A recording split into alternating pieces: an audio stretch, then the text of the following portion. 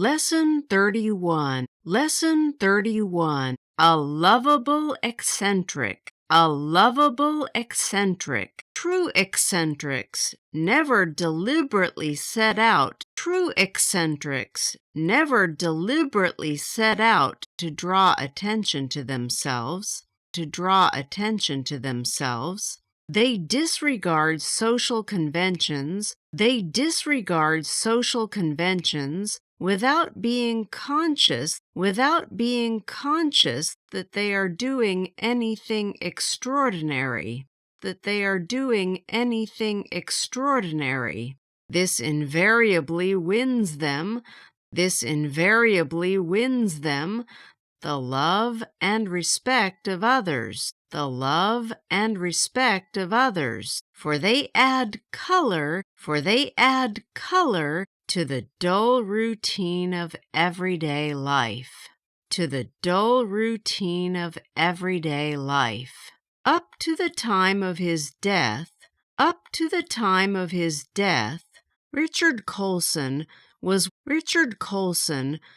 one of the most notable figures in our town. One of the most notable figures in our town. He was a shrewd and wealthy businessman. He was a shrewd and wealthy businessman. But most people in the town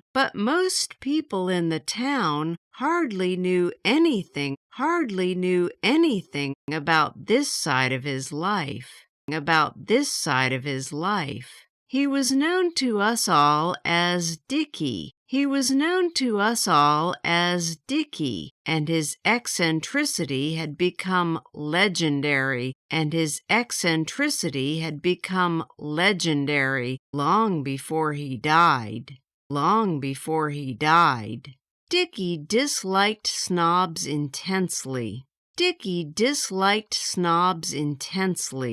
Though he owned a large car, he hardly ever used it, preferring always to go on foot. Even when it was raining heavily, he refused to carry an umbrella. One day, he walked into an expensive shop. After having been caught in a particularly heavy shower. He wanted to buy a 300-pound watch. For his wife.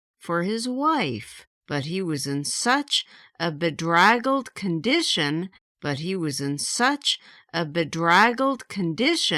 that an assistant refused to serve him.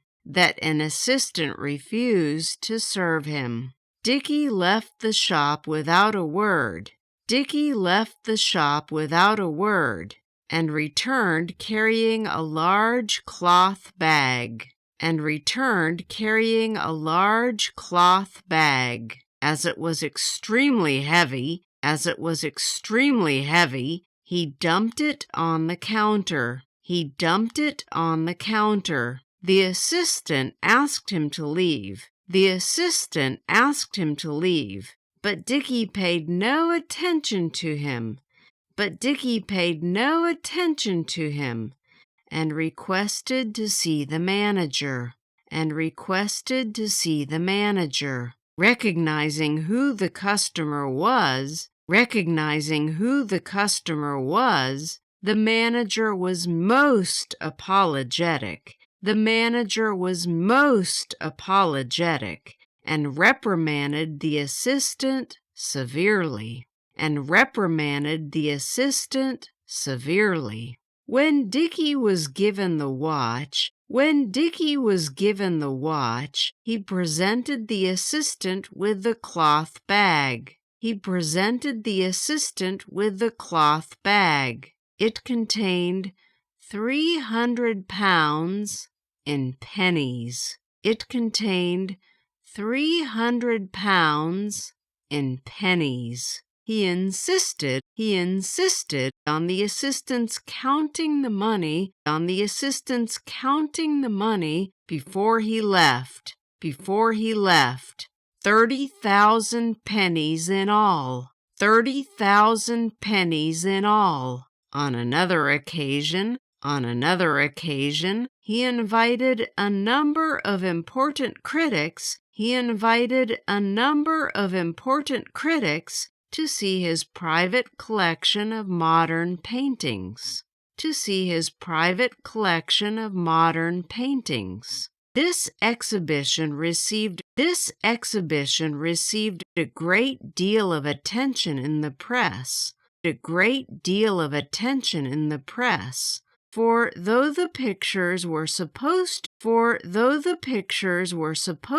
to be the work of famous artists,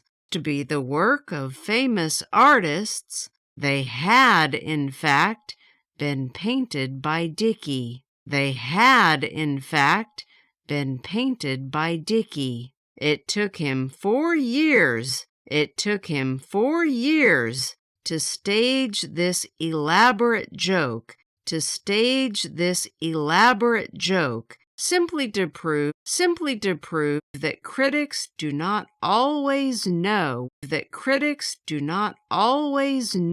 what they are talking about.